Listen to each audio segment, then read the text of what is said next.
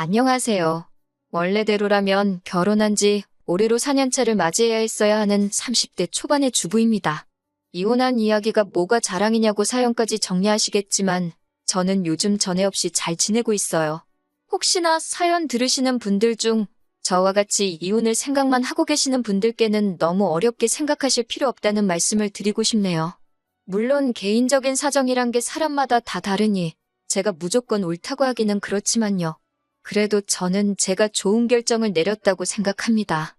이혼하면 이렇게 속이 후련하고 편한 거였는데 그동안 뭐가 그렇게 두렵고 무서워서 시간만 끌고 있었는지 허송세월 빈 껍데기로 시간만 날린 것 같아서 그게 참 후회가 되네요. 저와 남편 사이에 아이는 없었습니다. 애초에 제가 직장을 그만두기로 한 건 결혼하자마자 곧바로 아이를 가지고 싶어 했기 때문이에요. 그런데 제가 회사를 그만두자마자 사소한 다툼이 시작돼서 아이가 깼다 직장을 그만뒀는데 결혼 생활 4년 동안 아이를 만들 노력조차 안 하게 되었네요.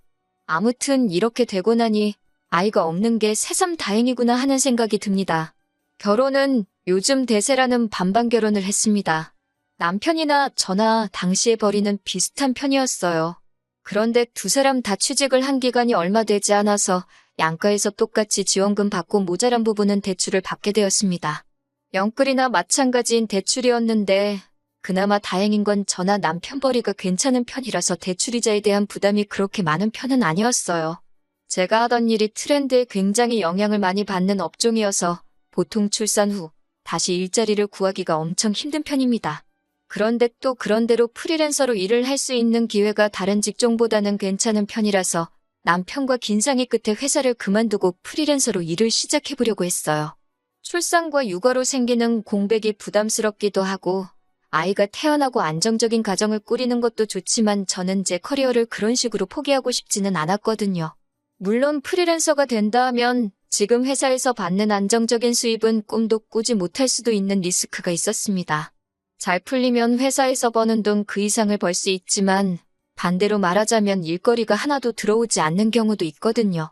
그래도 결혼 생활 1년 2년 하는 것도 아니고 아이도 하루 이틀 키우다 말게 아니기 때문에 제가 하루라도 빨리 프리랜서로 이름을 알리는 게 나중을 봤을 때는 더 도움이 될 거라 생각했어요. 남편도 잘 할 수 있을 거라면서 저를 응원해줬습니다. 이런 어려운 결정을 내리는 데는 당연히 남편이 제게 용기를 북돋아 주었기 때문이 컸어요. 그런데 알고 보니 그런 게 아니었네요. 회사를 그만두면서 그래도 대표님이 저같이 실력 있는 사람을 어디서 또 구하냐며 많이 아쉬워하셨어요. 혹시나 나중에 아이가 태어나고도 복직할 계획이 있으면 연락이나 한 통 달라고까지 해주셨네요. 그냥 해주는 말이었겠지만 제가 그동안 회사에서 최선을 다했다는 이야기처럼 들려서 기분은 좋았습니다. 대표님도 대표님이지만 저도 많이 아쉬웠어요. 대우도 좋았을 뿐더러 이 회사에 들어오려고 정말 엄청 많은 준비를 했었기 때문에 이렇게 그만두게 되는 게 너무 아쉬웠습니다. 그렇게 프리랜서 생활을 시작한 지 한 달이 지났을 때의 일입니다. 그날은 남편은 회사로 출근을 해 있었고 저는 집에서 집안일을 하고 있던 여태까지와 다를 것 없는 평범한 날이었습니다. 그런데 현관문에서 비밀번호 눌리는 소리가 나더라고요. 남편이 퇴근하기에는 살짝 이른 시간이길래 누군가에서 나가보니 시어머니가 인상을 잔뜩 쓰고는 집 안으로 들어오시더라고요. 시어머니가 집 비밀번호를 알고 있을 리가 없는 상황이었으니 남편이 알려줬다는 걸 직감하게 되었어요. 시어머니가 비밀번호까지 눌러서 그런 표정으로 들어오는 걸 보니 잘은 모르겠지만 뭔가 좋은 일이 아니겠구나 하는 생각이 들었습니다. 남편이 어머님한테 비밀번호를 알려줄 시간에 저한테도 전화 한 통 해줬으면 좋았겠다 싶은 생각이 들었어요. 미리 대비라도 할 수 있었을 테니까요. 시어머니는 다짜고짜 제가 직장을 그만뒀다고 들었다며 그걸 마치 따지기라도 하듯이 저에게 물어보셨습니다. 이미 한 달이 지난 시점에서 저렇게 나오시는 걸 보니 남편이 시가족들에게는 제가 직장을 그만두게 된 걸 이야기하지 않았나 봐요. 그래서 한참을 진땀을 빼면서 제가 직장을 그만두게 된 이야기를 해명해야만 했습니다. 남편과 합의된 일이다. 정 모하시면 전화를 해보시라고. 하지만 시어머니는 도통 제 말을 믿지 않으시고 끝까지 어떻게 그런 결정을 본인과 상의도 없이 내렸냐며 화를 내고 계셨습니다. 그런 것까지 어머님한테 허락을 받아야 하는지는 몰랐지만 당시에는 사실 어머님과의 불화가 처음 있는 일이었으니 입도 뻥끗 못하고 계속 당하고만 있어야 했어요. 한참을 시어머니에게 시달리고 있는 와중에 문이 열리는 소리가 나더라고요. 남편이 퇴근해서 돌아온 거예요. 정말 그제서야 이 시달림이 끝이 나겠구나 싶었고 구세주가 등장한 것만 같았습니다. 남편이 저 대신 어머님을 이해시켜주는 것까지도 바란 게 아니었습니다. 더 혼나도 상관이 없으니 단지 제가 직장을 그만두기로 한 과정을 정확히 말씀드리고 그 자리에서 제 편을 들어줬으면 싶었어요. 그리고 그렇게 해줄 거라 당연히 믿었고요. 하지만 제 기대가 무색하게 남편은 막상 화가 머리끝까지 잔뜩 나 있는 어머님 앞에 그동안 보여줬던 거와는 다른 모습을 보여주더군요. 제가 어떤 결정을 내리던 응원해주겠다던 남편이 시어머니가 대노한 모습에 자기가 언제 그랬냐는 듯 마치 회사를 그만두고 나온 건 전적으로 저희 독단이고 잘못이라고 말을 바꾸더라고요. 아무리 어머니가 무서워도 그렇지 어떻게 저렇게 했던 말을 안 한 척을 할 수 있지 싶었습니다. 그때 처음으로 제가 이 남자와 결혼하게 된 것을 후회하게 되었어요. 그리고 그때 끝내버리지 않고 지금까지 질질 끌고 왔는지 싶은 마음입니다. 어머님이 저렇게 화내는 이유는 결론부터 말씀드리자면 우리 아들이 혼자서 뼈 빠지게 벌어 대출금 갚고 생활비를 주는데 제가 집에서 놀고 먹고 있는 꼴을 못 보겠다는 겁니다. 제가 프리랜서로 재택근무 형식으로 일을 할 계획이다 했더니 돈을 얼마나 벌었냐고 물으십니다. 그 말에는 할 말이 없더라고요. 사실 한 달 동안 일거리가 하나도 들어오지 않아서 수입이 전혀 없었거든요. 하지만 막말로 제가 무슨 남의 애를 낳아서 남편 돈으로 키우겠다는 것도 아닌데 내가 번 돈 네가 번 돈 이야기가 왜 나오는지 이해가 가질 않았어요.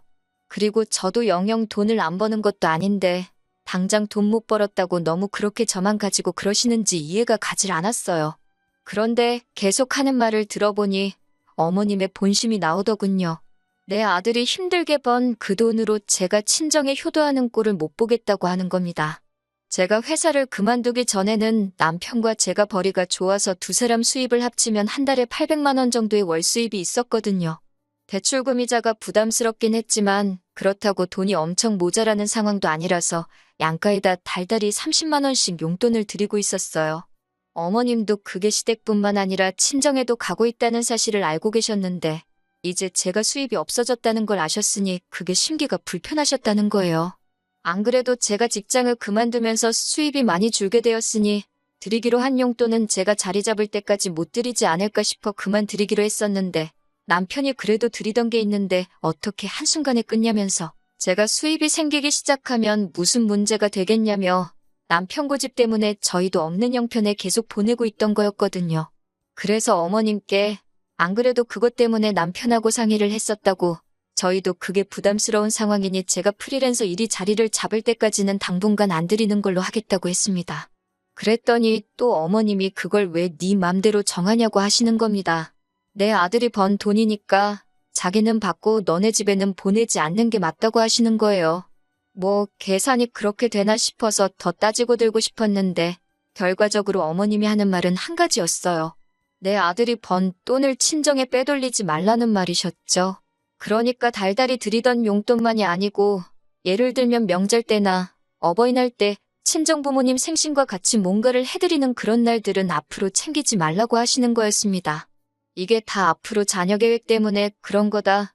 현재는 수입이 없지만 조만간 생길 것이다 등등 제 이야기는 하나도 듣지 않으시고 내 돈은 내 돈, 내 아들 돈도 내 돈이라고 확실히 선을 긋고만 있었습니다. 그 와중에 남편은 찍소리도 못하고 오히려 엄마 말이 맞다는 듯이 수긍을 하고 있으니 옆에서 지켜보는 제 속이 다 답답하더라고요.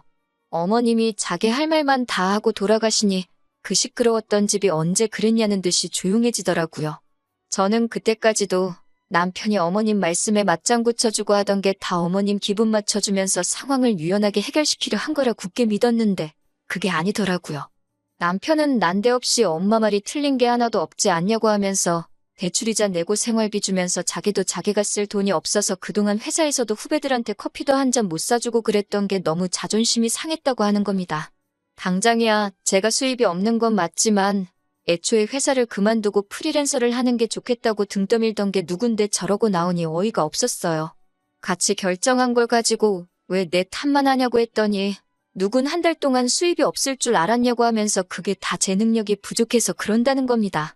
결국 이제부터는 네 돈, 내 돈 따로 관리하자고 하더니 생활비도 필요한 이유를 적어서 자기한테 다서 쓰라고까지 하더군요.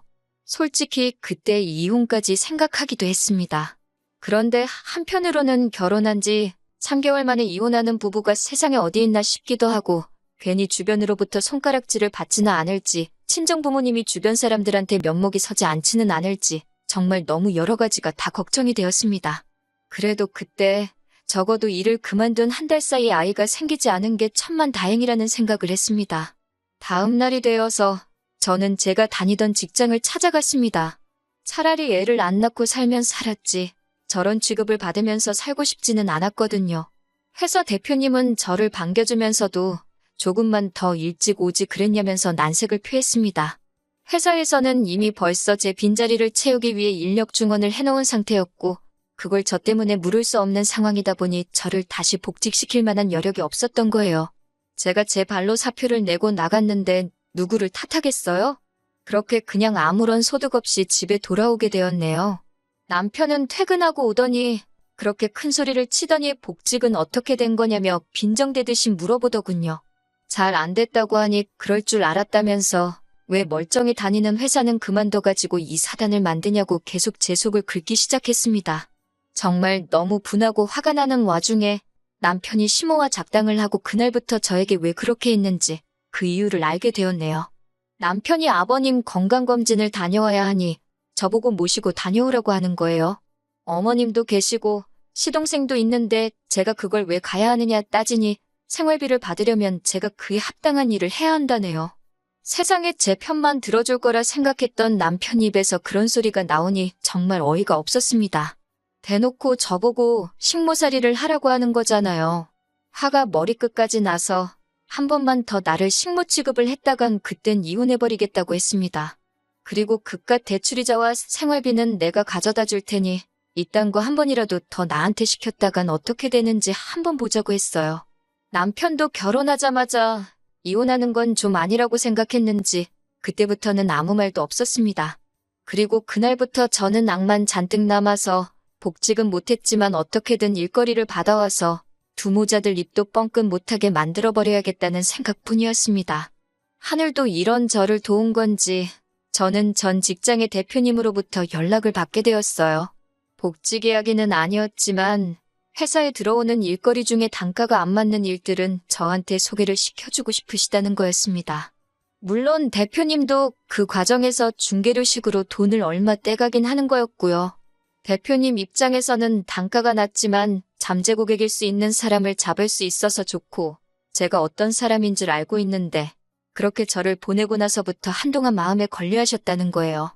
처음 받은 일은 정말 얼마 되지도 않는 일이었는데 어차피 대출이자만 반반씩 내기만 하면 되는 거니 뭐가 됐든 해보기로 했어요.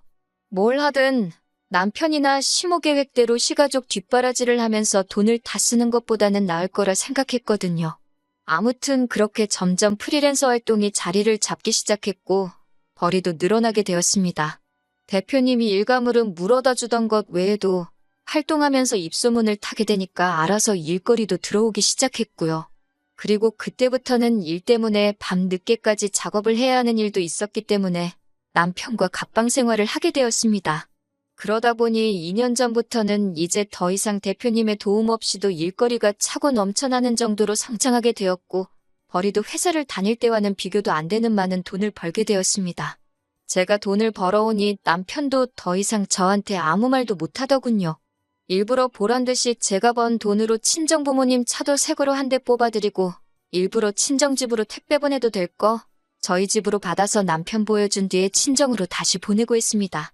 제 일이 바빠지면서 집안일도 딱 제가 필요한 것만 하고 남편이 해야 할 건 남편이 알아서 하게 냅뒀어요. 대외적인 자리에서는 사이좋은 부부인 척 연기를 했지만 사실 룸메이트나 다름없었습니다. 그리고 얼마 전이었습니다. 식모로 부리려던 제가 돈을 잘 벌게 되니 식모로 쓸 바에야 이젠 제 돈을 쓰는 게 낫다는 생각을 했나 봐요. 집에서 일하고 있는데 또 비밀번호 눌리는 소리가 나더니 시어머니가 들어오더라고요. 그렇게 비밀번호를 바꿔봐야 소용이 없는 게 바꿔봐야 남편이 다 알려져 버렸으니 이제는 그냥 그러려니 하고 있습니다. 시어머니가 들어오자마자 잠깐 이쪽으로 와보라고 하더라고요. 저는 지금 일을 하고 있는 중이라 시간을 못 내드린다고 했습니다. 평소 같으면 얼마나 대단한 일 하길래 어른이 부르는데도 본체만 체하냐며 빈정대실 분이었는데 별 대꾸도 없으시고 거실 소파에 앉아서 가만히 계시더라고요. 왜 저러나 싶었는데 또 조용히 기다리고 있으니 사실 일이 다 마무리된 상황이었는데도 바쁜 척하면서 시간만 보냈습니다. 자꾸 소파와 제 방을 왔다 갔다 하시며 똥 마려운 강아지 마냥 제 눈치를 보고 계시는데 이 정도면 충분하다 싶어서 밖으로 나와 무슨 일이냐고 물어봤어요. 그랬더니 시모가 하는 말이 얼마 후에 신우가 시집을 가게 되는데 신우 결혼 상대가 의사랍니다. 그런데 시모가 우리 의사 사위한테 병원을 차려줄 돈은 없고 아무리 못해도 집이라도 한 채 해가는 게 맞는 것 같지 싶은데 돈이 모자란다고 하는 거예요. 그러니 결국은 신우가 살 신혼집 해주는데 제 돈을 좀 써도 되냐 물어보러 온 거였지요. 그 돈을 제가 왜 줘야 하냐고 대번에 물었더니 시모가 쩔쩔매면서 어떻게 좀 안 되겠냐 계속 부탁을 하시는 거예요. 여태 4년 동안 남편하고 저하고 따로 돈 관리를 해왔으니 제가 아니라 남편한테 물어봐야 하는 거 아니시냐 물어봤죠. 그랬더니 어머님은 남편이 따로 모아놓은 돈이 없다는 사실을 말해주시더라고요. 각자 돈 관리하면서 저도 크게 신경을 쓰지는 않았는데 대충 보니 남편은 자기가 직접 돈을 관리한 게 아니라 그 돈으로 신우며 시부모 뒷바라지도 해주고 주식도 하고 코인도 하고 정말 자기가 쓰고 싶은 대로 쓰고 다녔더군요. 그러니 모아놓은 돈이 4년 동안 1,000만 원도 되지 않아서 결국 시어머니가 저한테 와서 고개 숙이고 돈을 좀 해보려 하시는 거였고요. 그래서 알겠다고 말씀드리니 시모 얼굴에 웃음꽃이 활짝 피더군요. 돈이 3억 원이 어쩌고 하시길래 그러면 신우한테 앞으로 우리 집으로 출근하면 된다고 했어요. 어머님이 무슨 소리냐는 듯한 표정으로 쳐다보시길래 남편이 4년 전에 제게 말한 대로 그 돈을 받으려면 그 돈에 맞는 합당한 일을 해야 하지 않겠냐고 말씀드렸죠.